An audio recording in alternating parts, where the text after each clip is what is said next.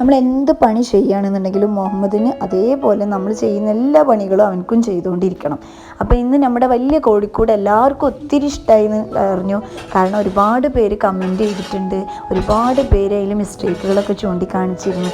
അപ്പോൾ എന്ത് ചെയ്തു, നമ്മുടെ ആ കോഴിക്കോടിൻ്റെ ഉള്ളിൽ കുഞ്ഞു കുട്ടികൾക്ക് വേണ്ടിയിട്ട് ഒരു കുഞ്ഞൊരു കോഴിക്കോട് സെറ്റ് ചെയ്യാമെന്ന് വിചാരിച്ചു കേട്ടോ. കാരണം അവരിപ്പോൾ പുതിയ കുട്ടികൾ വിരിഞ്ഞിറങ്ങിയപ്പോൾ ആ കുട്ടികൾക്ക് സ്ഥലമില്ല. അപ്പോൾ അതിൻ്റെ ഉള്ളിൽ തന്നെ കുട്ടികളെ ആക്കാമെന്ന് വിചാരിച്ചിട്ടാണ് കേട്ടോ. അപ്പോൾ അതൊന്ന് എല്ലാവരും കണ്ടു നോക്കുക. ചെറിയൊരു കോഴിക്കോടിൻ്റെ സെറ്റപ്പ് ആയതുകൊണ്ട് തന്നെ എനിക്കൊരു 3 ചട്ടി എംസാൻഡും അതിലേക്ക് ഒരു അര ചട്ടിയായിട്ട് ഞാൻ സിമെൻറ്റും ആട്ടോ കൂട്ടുന്നത്. അത്രയ്ക്ക് നമുക്ക് ആവശ്യമുള്ളൂ. അല്ലാന്നുണ്ടെങ്കിൽ ഒരു 6 ചട്ടി എംസാൻഡിന് ഒരു ചട്ടി സിമെൻറ്റ് അങ്ങനെയൊക്കെ ചെയ്യാം കേട്ടോ. ഞങ്ങൾക്ക് ഇവിടെ കുറച്ച് ആവശ്യമുള്ളൂ. അപ്പോൾ അതൊക്കെ ഒന്ന് സെറ്റാക്കി എടുക്കുകയാണ്.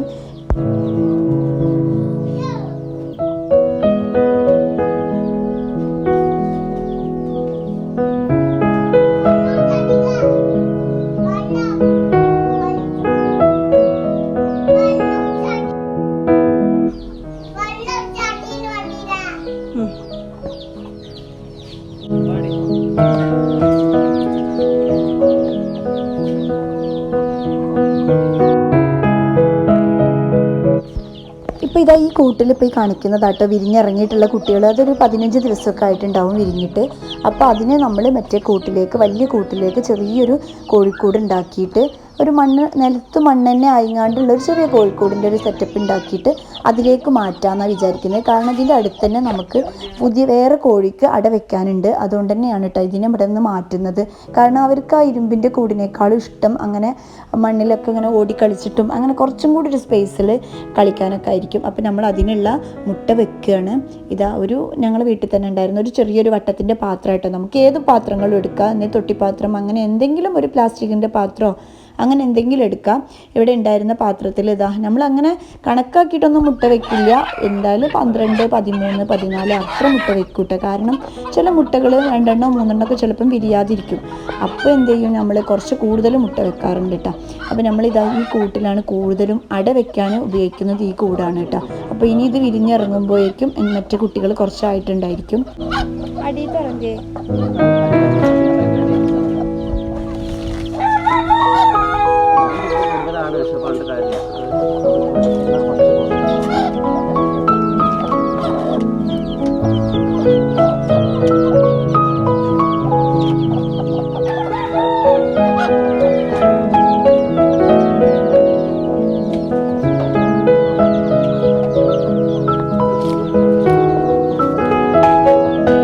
ഈ ഒരു ഭാഗത്ത് ഇതാ വലിയ കോഴികൾക്കൊക്കെ കയറി നിൽക്കാൻ വേണ്ടിയിട്ട് നമ്മൾ മരത്തിൻ്റെ പലക ഇട്ട് കൊടുത്തിരുന്നു.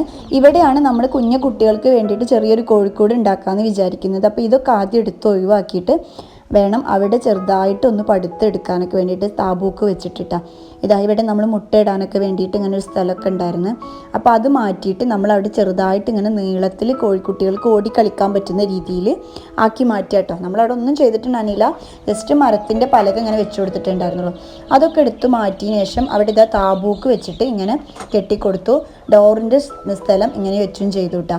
എന്നിട്ട് നമ്മളെ വീട്ടിലുള്ള എന്തെങ്കിലുമൊക്കെ കമ്പികളൊക്കെ വെച്ചിട്ട് നമ്മൾ ജസ്റ്റ് ഡോറിൻ്റെ ഭാഗം ഒന്ന് സെറ്റാക്കി കൊടുക്കുക. കാരണം നമുക്ക് പുറത്തുനിന്ന് അറ്റാക്കും അതൊന്നും ഉണ്ടാവില്ല. ഈ കൂടിൻ്റെ ഉള്ളിൽ തന്നെയാണല്ലോ കോഴിക്കുട്ടികൾ. മറ്റ് വലിയ കോഴികൾ കൊത്താതിരിക്കാൻ വേണ്ടി ചെറിയൊരു സെറ്റ് ചെയ്യുന്നത് മാത്രമേ ഉള്ളൂ കേട്ടോ. ഈ ഒരു മൂലയിൽ നമ്മൾ എന്ത് ചെയ്തു, മുട്ട ഇടാൻ വേണ്ടിയിട്ട് ഇങ്ങനെ ഒന്ന് ചെറുതായിട്ട് റൗണ്ടാക്കി എടുക്കുകയും ചെയ്തു. ഇഷ്ടികകൾ വെച്ചിട്ട് അവിടെ എന്ത് ചെയ്യാണ്, മുട്ട ഇടാൻ വേണ്ടിയിട്ട് ചെറിയൊരു ഭാഗത്ത് ഒരു റൗണ്ടായിട്ട് ഇങ്ങനെ ഉണ്ടാക്കി കൊടുക്കുക കേട്ടോ ചെയ്യുന്നത്. അപ്പോൾ നമ്മൾ ആദ്യം ഇഷ്ടിക കുറച്ച് സമയം വെള്ളത്തിലിട്ട് വെച്ചിട്ടുണ്ട്, ഒന്ന് നനഞ്ഞ് കിട്ടാൻ വേണ്ടിയിട്ട്. ആദ്യം എന്ത് ചെയ്തൊരു 10-15 മിനിറ്റ് നമ്മൾ വെള്ളത്തിലിട്ട് വെക്കണമെങ്കിൽ ഒന്നും കൂടി സിമെൻറ്റൊക്കെ പിടിക്കും.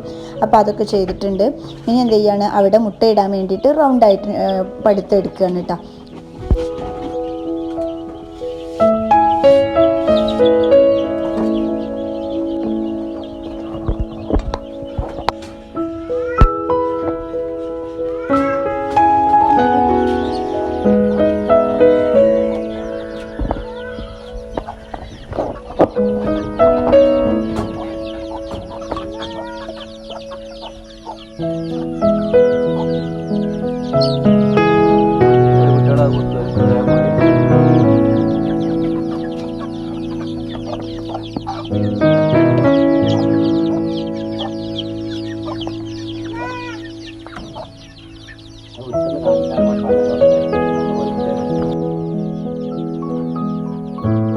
കോഴിക്കൂടിൻ്റെ കുഞ്ഞു കുട്ടികൾക്കുള്ള കോഴിക്കൂടിൻ്റെ ഒരു ഭാഗത്തിൻ്റെ ഒരു മൂലയിലാണ് കേട്ടോ നമ്മൾ ഉണ്ടാക്കിയിട്ടുള്ളത്.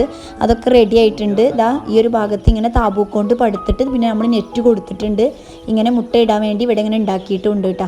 നമ്മളിതാ കോഴികൾക്ക് ഇങ്ങനെ ചായമൻസ് ഇങ്ങനെ ചെറിയ കമ്പുകൾ കെട്ടിക്കൊടുക്കും. അത് നല്ലതാട്ടോ, അവർക്ക് പച്ചയിലൊക്കെ കിട്ടാൻ വേണ്ടിയിട്ട് ഇടയ്ക്ക് അതിൻ്റെ ഒരു കമ്പ് കൊടുക്കുന്നത്, പിന്നെ അതേപോലെ തുളസിയുടെ ഇല അങ്ങനെയൊക്കെ കൊടുക്കുന്നത് അവർക്ക് അസുഖം വരാതിരിക്കാനൊക്കെ നല്ലതാണ്. നമ്മളിതായി നിലത്ത് ഇട്ടിരിക്കുന്നത് മരത്തിൻ്റെ പൊടിയാട്ടോ. അത് മില്ലിൽ നിന്നൊക്കെ നമുക്കിങ്ങനെ ചാക്കിൽ വാങ്ങിക്കാൻ കിട്ടും. അതിന് വലിയ ക്യാഷൊന്നും ഉണ്ടാവില്ല. ഒരു 40-30 രൂപ ഒക്കെ കൊടുത്തിട്ടുണ്ടെങ്കിൽ 2-3 ചാക്കൊക്കെ നമുക്ക് ഇങ്ങനെ മരത്തിൻ്റെ പൊടി നിലത്തിടുകയാണെന്നുണ്ടെങ്കിൽ ഈ കോഴിക്കളെ സ്മെല്ല് അതൊക്കെ കുറവായിരിക്കും, വലിയ സ്മെല്ലൊന്നും ഉണ്ടാവില്ല. പിന്നെ നമ്മൾ എന്ത് ചെയ്യരുത്, വേസ്റ്റ് കോഴിക്കൂട്ടിൽ ഇങ്ങനെ ഇട്ട് കൊടുക്കരുത്. നമ്മൾ ഭക്ഷണത്തിൻ്റെ വേസ്റ്റൊക്കെ എപ്പോഴും കോഴികളെ പുറത്ത് വിടുന്ന സമയത്ത് ഒരു വൈകിട്ടത്തേക്കൊക്കെ മാറ്റി വെച്ചിട്ട് പുറത്തിട്ട് കൊടുക്കുകയാണെന്നുണ്ടെങ്കിൽ കോഴിക്കൂട്ടിൽ വലിയ സ്മെല്ലൊന്നും ഉണ്ടാവില്ല. പ്രത്യേകിച്ച് ഇങ്ങനെ മരത്തിൻ്റെ പൊടി ഇടുന്നതുകൊണ്ട് തന്നെ ഞങ്ങൾ കോഴിക്കൂട്ടിൽ ഒരു സ്മെല്ലും ഉണ്ടാവാറില്ല കേട്ടോ. അപ്പോൾ എല്ലാവരും അങ്ങനെയൊക്കെ ഒന്ന് ട്രൈ ചെയ്ത് നോക്കുക. പിന്നെ ഒരു 6 മാസമൊക്കെ കൂടുമ്പോൾ നമുക്ക് ഈ മരത്തിൻ്റെ പൊടി എടുത്തിട്ട് പുറത്തേക്ക് വളമായിട്ടും മരത്തിനൊക്കെ വളമായിട്ടും ചെടികൾക്കൊക്കെ ഇട്ട് കൊടുക്കുകയും ചെയ്യുക. അപ്പോൾ ജസ്റ്റ് മരത്തിൻ്റെ പൊടി മാറ്റി കൊടുത്താൽ മതി. അപ്പോൾ നമ്മുടെ എല്ലാ പണികളും കഴിഞ്ഞു. അപ്പോൾ ഇന്നത്തെ വീഡിയോയിൽ നമ്മളെ കുഞ്ഞു കോഴിക്കുട്ടികൾക്കുള്ള വീടൊക്കെ ഇഷ്ടമായി എന്നുണ്ടെങ്കിൽ നമ്മുടെ ചാനൽ സബ് ചെയ്യാനും ലൈക്ക് ചെയ്യാനും ഷെയർ ചെയ്യാനും ഒന്നും മറക്കരുത്. അപ്പോൾ അടുത്ത വീഡിയോയിൽ കാണാം. Thank you for watching. By.